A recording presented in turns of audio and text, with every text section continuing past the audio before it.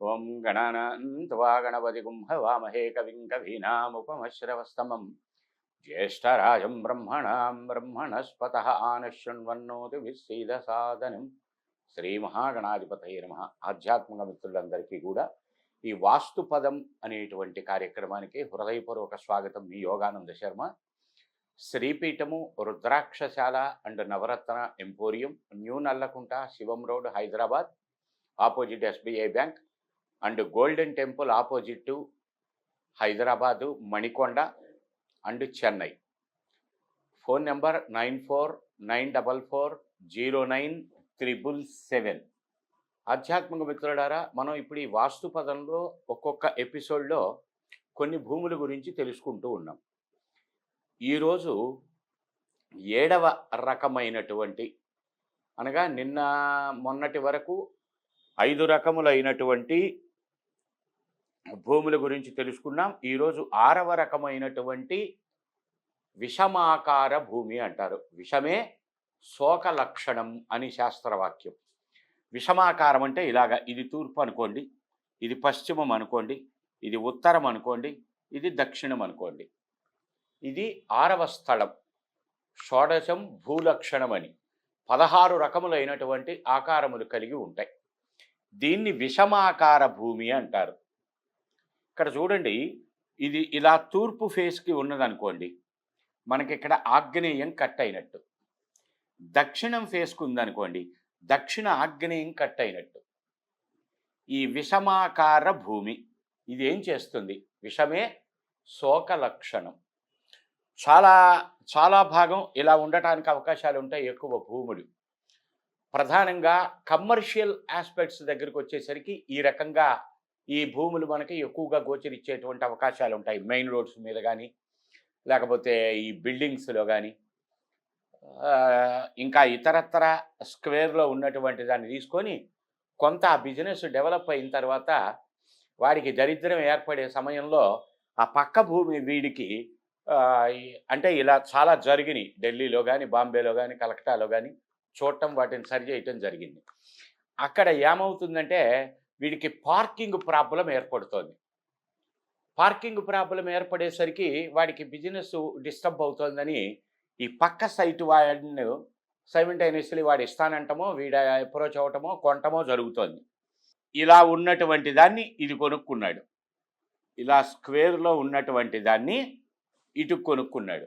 లేకపోతే ఇది గనక పైకుంటే ఇది విషమాకార భూమి, అక్కడ నైరుతి కట్ అవుతుంది. పశ్చిమ ఓపెన్లో ఉన్నటువంటిదైతే పశ్చిమ నైరుతి కట్ అవుతుంది. అలా కాకుండా ఇది ఇలా స్క్వేర్గా ఉండి ఈ పార్ట్ గనక ఇక్కడ వచ్చేటట్లయితే ఇటు ఈశాన్యం కట్ అవుతుంది, ఇటు గనక వచ్చేటట్లయితే వాయవ్యం కట్ అవుతుంది. పశ్చిమ వాయవ్యం కట్ అవ్వచ్చు, లేదా ఇటువైపుకు ఉంటే ఉత్తర వాయవ్యం కట్ అవ్వచ్చు. ఒకటి కట్ అయిన తర్వాత ఏం జరుగుతుంది? ఈశాన్య భాగం గనక స్థలానికి గనక కట్ అయ్యేటట్లయితే ధన సంబంధమైన, ప్రధానంగా పురుషులకు, అధికారికి, ఇంటి యజమానికి హృదయగత సంబంధమైన, అతని తర్వాత ఎవరికి వస్తుంది? ఆ గృహంలో ఉన్నటువంటి పెద్ద కుమారుడికి. అంటే ఆర్డర్ నెంబర్ 1, నెంబర్ 2, నెంబర్ 3 అలాగా. చిన్నవాడు అంటాడు, ఏమండి మీరు వాస్తు దోషాలు ఉన్నాయన్నారు, నాకేం ఇబ్బంది కలగలేదండి అని. కానీ అది ఇంటి యజమానికి, తండ్రి తరువాత పెద్ద కుమారుడికి, పెద్ద కుమారుడి తరువాత చిన్న కుమారుడికి, అట్లా ఒక ఆర్డర్ వస్తుంది. తండ్రికి వచ్చింది కదా అని బిడ్డలందరికీ ఉండాల్సిన అవసరం ఉండదు. తండ్రి ఉన్నా బిడ్డలకు మాత్రం వర్తించేవి కొన్ని ఉంటాయి. అది సందర్భోచితంగా తెలుసుకుందాం. ఇలా ఈ విషమాకార భూమి, ఈ విషమ స్థలం అనబడేటువంటిది ఏ ఏ దిక్కులకు ఉంటే ఏ ఏ ఇబ్బందులు వస్తాయి అనేది ఏదో సింపుల్గా నామినల్గా తెలుసుకున్నాం సమయాభావం వల్ల. దీన్ని ఎలా సరి చేసుకోవాలి? ఇప్పుడు ఇలా ఉన్నటువంటి దాన్ని దీన్ని వదిలేయాలి. దీన్ని వదిలేసి దీన్ని మనం 2వ ఎపిసోడ్లో తెలుసుకున్నాం. దీర్ఘచతురస్రాకారం, చతురస్రాకారం, చతురస్రే ధనాగమనం అని చెప్పుకున్నాం. ఇలా ఉండటం వల్ల ధనయోగములు సిద్ధింపబడతాయి. అంటే వ్యాపారం అయితే వ్యాపారంలో అభివృద్ధి కావచ్చు. చిన్న వ్యాపారం మొదలుపెట్టి చకచక చకచక చక వాడు అభివృద్ధిలోకి వచ్చేటువంటి విధానాలు గాని, లేకపోతే కుటుంబంలో ధనం, నిక్షిప్త ధనయోగాదులు అంటారు. అనగా ఎప్పుడో ఇన్వెస్ట్‌మెంట్ పర్పస్ కోసం ఓ రూ. 1000 రూ. 2000 పెట్టి గజం చొప్పున కొనుక్కున్నాడు.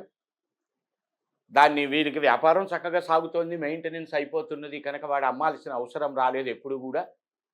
అక్కడేదో ఫ్లైఓవర్లు పట్టాలు, లేకపోతే ఇంకా డెవలప్‌మెంట్‌కి సంబంధించినటువంటి యాస్పెక్ట్స్ డెవలప్ అవటాలు ఆ చుట్టుపక్కల. అది 20,000 2,00,000 గజం వరకు వెళ్ళినటువంటి పరిస్థితులు. అది నిక్షిప్త ధనయోగాదులు.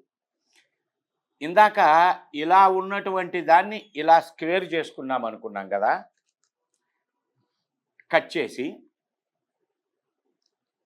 ఇది మన స్థలం బాగా పోయేటువంటి అవకాశాలు. అదేదో 2 అడుగులో, 3 అడుగులో, 4 అడుగులో, 5 అడుగులో ఉంటే ప్రయోజనం ఉండదు. అదే ఓ 25, 30 అడుగులు గనక అలా పెరిగి ఉన్నట్టయితే స్క్వేర్ చేసి దాన్ని సపరేట్ ముక్క చేయటానికి అవకాశం. అది ఎవరి పేరు మీద ఉండాలి, అది ఏ దిక్కులో ఉన్నది, వాళ్ళ పేరుకి ట్రాన్స్ఫర్ చేయటమా, ఆ ముక్క వరకు అమ్మటమా, లేకపోతే ఏం చేయాలనేది అక్కడ అప్పుడు ఉన్నటువంటి సిచ్యుయేషన్ని బట్టి. ఇది ఒక సిస్టమ్. దీన్ని కట్ చేసి ఇలా స్క్వేర్ చేసుకోవటం, లేదా ఈ పక్క వాళ్ళని అడిగి అమ్ముతామనేటట్టయితే తీసుకొని కలుపుకోవటం. అప్పుడు సమచతురస్రం, దీర్ఘచతురస్రం. వదులుకుంటే దీర్ఘచతురస్రం, కలుపుకుంటే సమచతురస్రం. దీర్ఘచతురస్రమైన సమచతురస్రమైన చతురస్రే ధనాగమనం. అన్ని రకాలుగాను ఉపయోగపడేటువంటి అవకాశాలు ఉంటాయి. అలా తీసుకున్నప్పుడు సింహద్వారం ఎక్కడ పెట్టుకోవాలి, ఆల్రెడీ ఒక సింహద్వారం ఉంటే దాన్ని ఏం చెయ్యాలి అనేది అక్కడ ఉన్నటువంటి పరిస్థితి పైన ఆధారపడి ఉంటుంది. దీన్ని విషమాకార భూమి అన్నారు. విషమే శోక లక్షణం. ఇది అయిపోయింది. ఇప్పటి వరకు మనం 6 రకాలైనటువంటి భూముల గురించి తెలుసుకున్నాం.